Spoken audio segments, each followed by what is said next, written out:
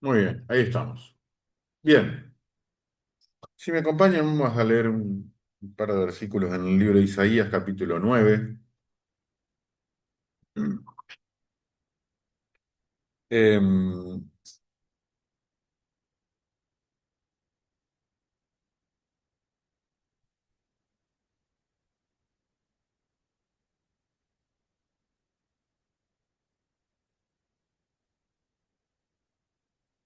Ustedes saben que vivimos en un tiempo de... Entonces, llega esta época y prácticamente todos los años nos pasa lo mismo, ¿no? Vemos cómo se sigue sistemáticamente desvirtuando el sentido de la Navidad y hasta parece repetitivo. Em,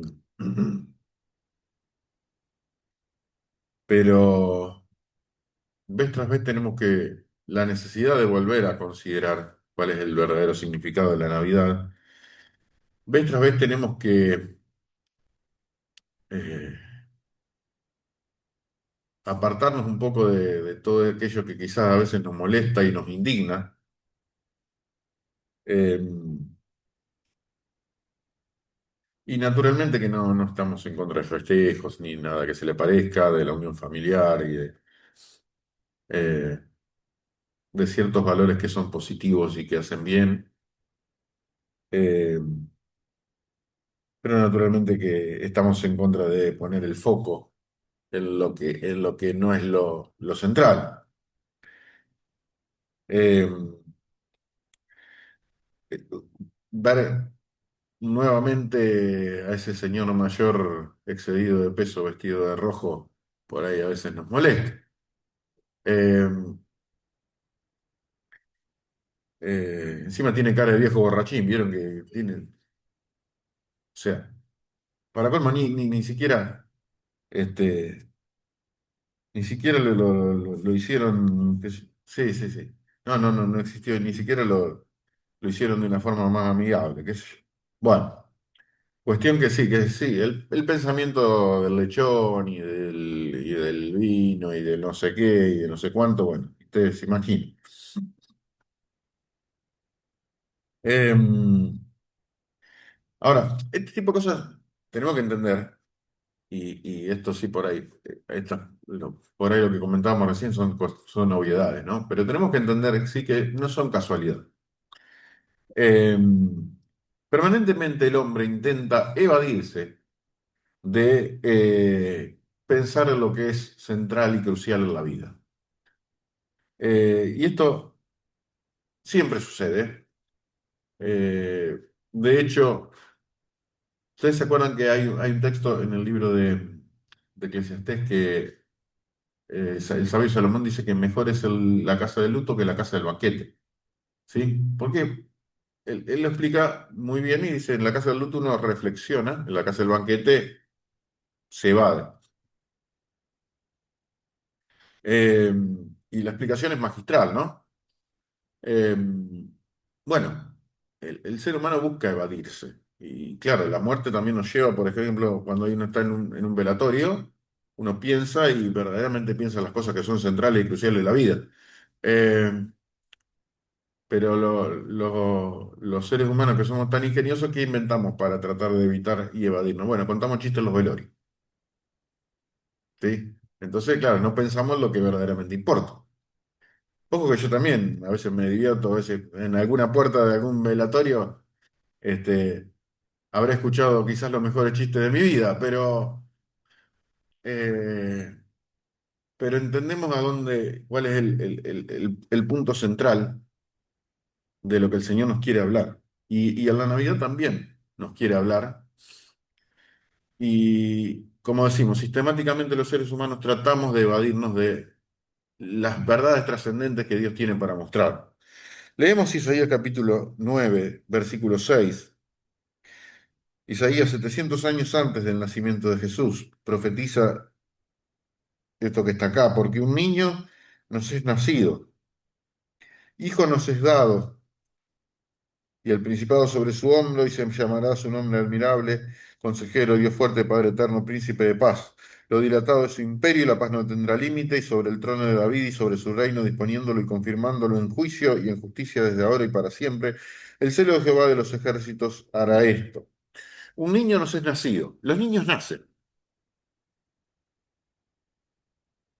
Todos los niños, todos hemos sido hasta, aunque no parezca en algunos casos, todos hemos sido niños alguna vez y hemos nacido. Un niño nace. Un niño nos es nacido. Pero un hijo nos es dado. Los niños nacen, pero el hijo se tiene que entregar. El mensaje central que tenía Dios para traernos era este. Era que esta profecía se tenía que cumplir a la persona de Jesús cuando nació allí en el pesebre de Belén. El niño nos había nacido a toda la humanidad, pero el hijo se iba a entregar por toda la humanidad. En algún momento el tiempo se tenía que cumplir. Si me acompañan al libro de Gálatas,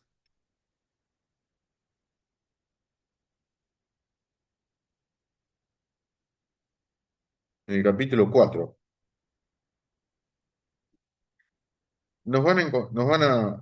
vamos a encontrar esto, miren. Dice Gálatas capítulo 4, versículo 3. Así también nosotros cuando éramos niños estábamos en esclavitud bajo los rudimentos del mundo, pero cuando vino el cumplimiento del tiempo, Dios envió a su Hijo, nacido de mujer y nacido bajo la ley, para que redimiese, comprase a los que estaban bajo la ley a fin de que recibiésemos la adopción de hijos.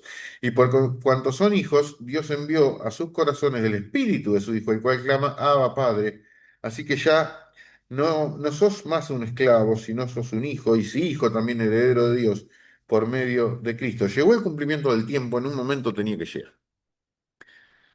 Y el cumplimiento del tiempo llegó en la persona de Jesús, lo sabemos, y llegó en un momento preciso de la historia, en un momento exacto.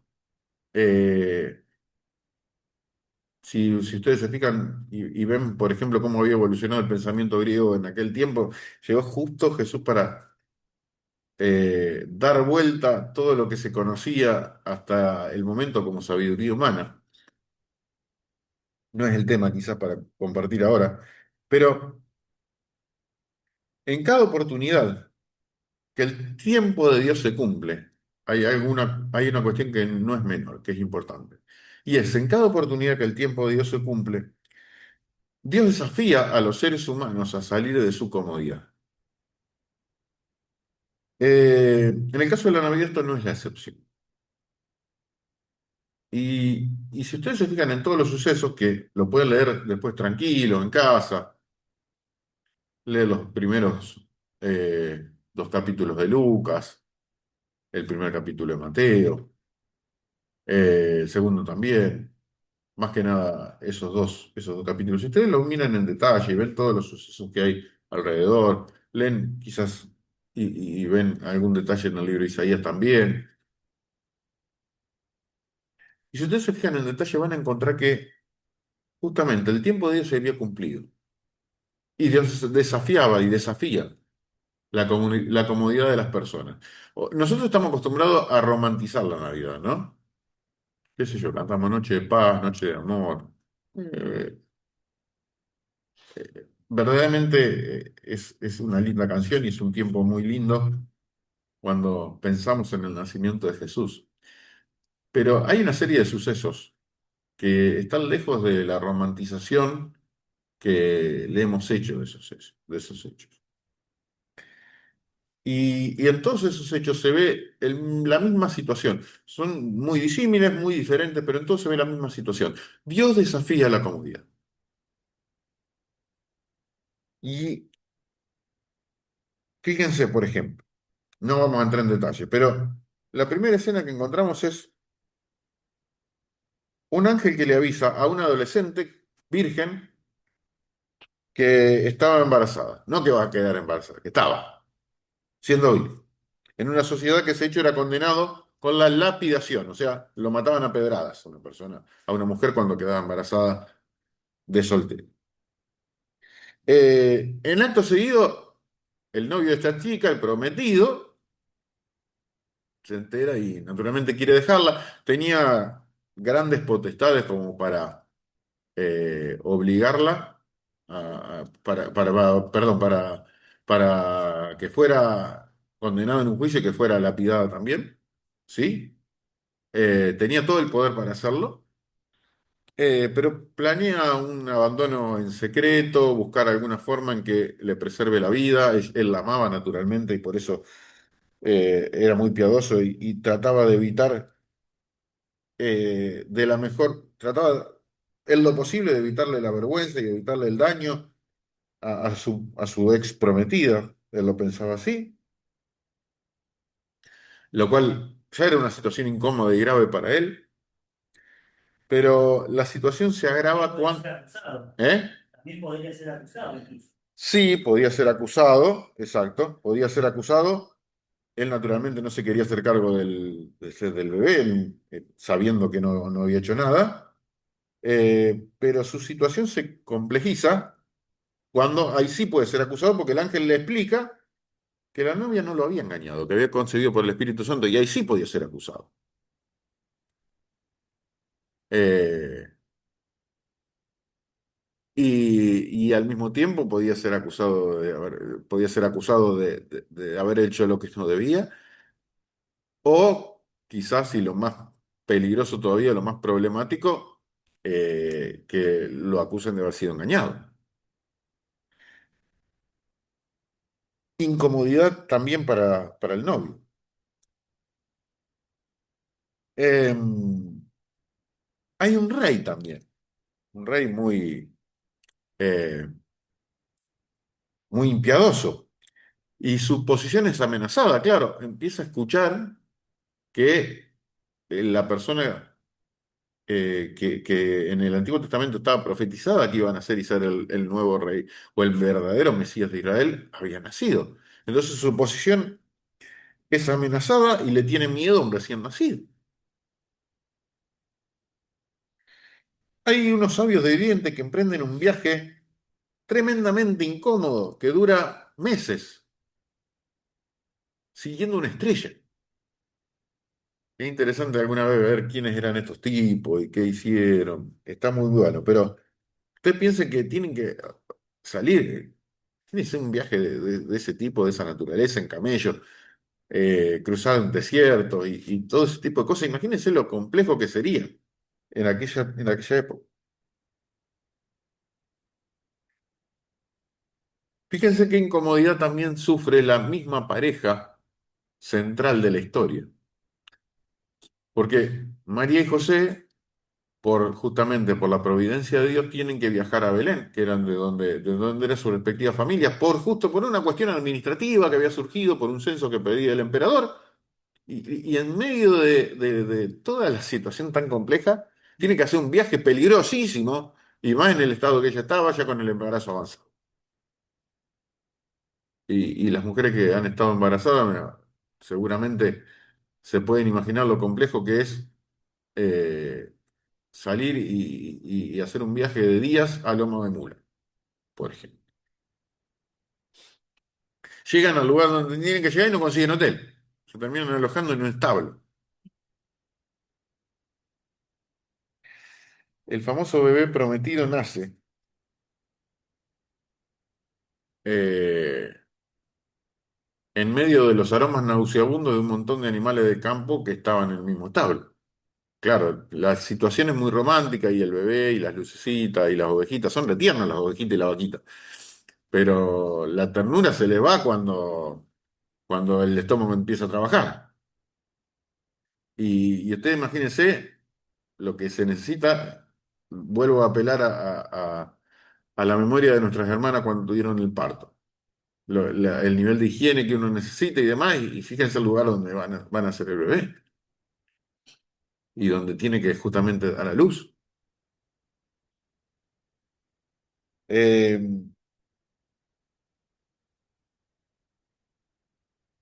esa misma noche hay un grupo de pastores que estaban, justamente eran los obreros más bajos, de la más baja categoría que existía para aquel momento, que lo mandaban a hacer las vigilias en la noche.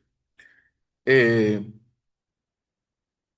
y, y ese grupo de pastores que estaban haciendo el trabajo más, el que nadie quería justamente, que era el que le tocara vigilar durante la noche, que no vengan los depredadores y demás, se pegan el susto de su vida, porque a nosotros también nos gusta la escena de los ángeles cantando y de que, pero el susto que se pegaron no se lo olvidan más. Después tuvieron el privilegio de ir a adorar al bebé.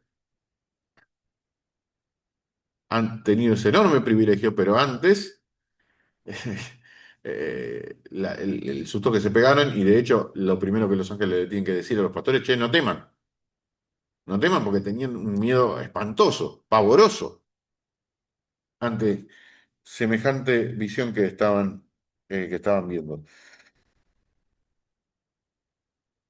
Eh, Otra cuestión,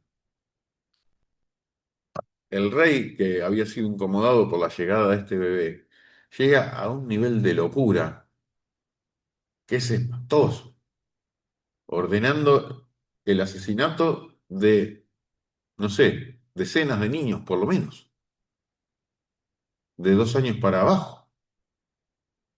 Una locura absoluta. Y la tragedia que significó para miles de familias, o para por lo menos por unas cuantas familias. La locura de este hombre. Una suposición de la cantidad de niños, un cálculo que se hizo y daría algo así como más de 60 niños. Más de 60. Imagínense. Imagínense 60 velatorios de chiquitos de 2 años para abajo. Terrible. Eh, el viaje de justamente la familia recién agrandada, ¿no? El papá, la mamá y el bebé, haciendo un viaje peligrosísimo, calurosísimo, por un desierto, con un recién nacido a cuestas, para ir a Egipto y escapar de la locura de este rey. Claro, la preservación divina estaba con él, ¿no? Y escapan de la matanza, pero haciendo un viaje que a cualquiera de nosotros nos podría parecer demencial. Bueno, nada es muy romántico. Ustedes se ponen a pensar, nada es romántico.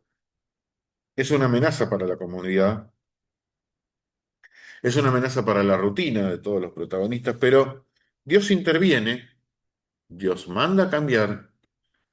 Necesariamente, sí o sí, tenemos que reordenar las prioridades y tuvieron todo que reordenar las prioridades. De alguna u otra manera empezó todo eso a suceder y eso tuvo que pasar. Si me acompañan al libro de Marcos, fíjense en el capítulo 1, en el versículo 15.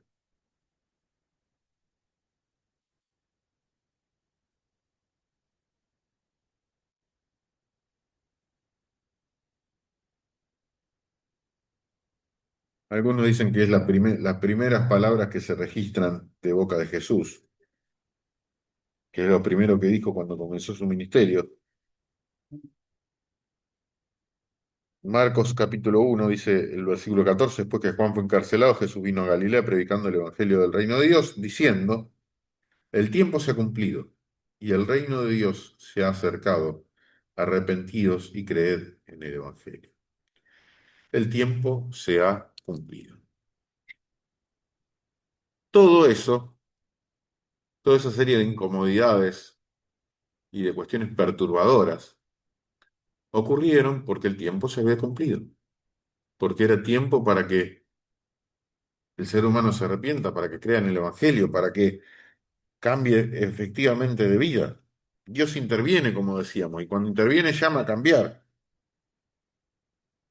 Y cuando llama, incomoda. Ninguno de esos llamados es cómodo. Tampoco fue cómodo para nosotros el momento en que Dios nos mostró nuestra condición de pecado. Porque el Espíritu Santo tiene una cosa, que Él perturba antes de consolar. El Espíritu Santo nos consuela, el nombre de Él, uno de los nombres es Consolador, ¿no es cierto? Y se pone al lado nuestro, hay bastantes acepciones sobre esto. Eh, y obra de una manera también milagroso a la vida de las personas cuando entra a vivir en un corazón. Pero antes de consolar, perturba, transforma. Dice que convence de pecado, de justicia y de juicio, ¿no? O sea, perturba. Eh, molesta. Y hoy el Señor también creo que justamente a todos nosotros nos molesta un poquito. Nos molesta con el tiempo para reflexionar, para pensar en su persona, en su obra, para también reordenar nuestras prioridades. Eh, depende a veces de nosotros también permitirle incomodarnos, ¿no? Porque a nosotros justamente la incomodidad no nos gusta. Eh, y, y por supuesto que, como decíamos al principio, ¿no? Siempre tenemos la escapatoria, siempre tenemos la vía de escape, siempre tenemos el camino alternativo, siempre tenemos una ruta diferente para, bueno, escaparle a esa incomodidad. Para tratar de seguir en nuestro camino, dejar las prioridades como están, está todo muy bien, está todo perfecto. Bueno, el Señor a veces nos llama a reordenar las prioridades, a pensar en verdaderamente cuán cerca o cuán lejos estamos de Él. Que esta Navidad nos permita a nosotros, y podamos nosotros decidir permitirle a Jesús incomodarnos y afectar nuestro acostumbramiento. Sí, es cierto, a veces nos acostumbramos a un mundo que desfallece lejos de Él. Tomamos la forma, ¿no? Ustedes se acuerdan que Pablo escribiendo a los romanos dice, no conforméis, no tomen la forma de este mundo, ¿no? Y nosotros tomamos a veces esa forma. Bueno, el Señor nos incomoda una vez más para que no tomemos esa forma, para que busquemos realmente honrarle, busquemos verdaderamente su rostro, busquemos verdaderamente la comunión, busquemos la cercanía, busquemos su amistad, busquemos su compañía, busquémosle, busquemos a Él como persona, busquemos su rostro. Eh, y bueno, y que en esta Navidad realmente podamos permitirle a Jesús que nos incomode y que quizás dejar de lado un poco las cuestiones que son del día a día, obviamente, algo hay que comer, obviamente, en la mayoría de los casos con alguien nos vamos a juntar.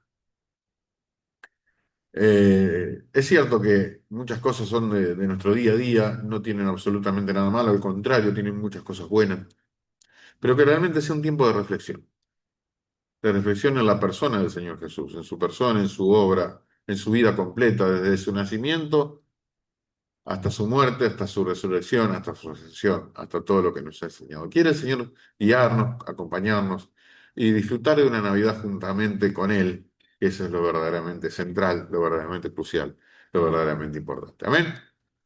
Oramos.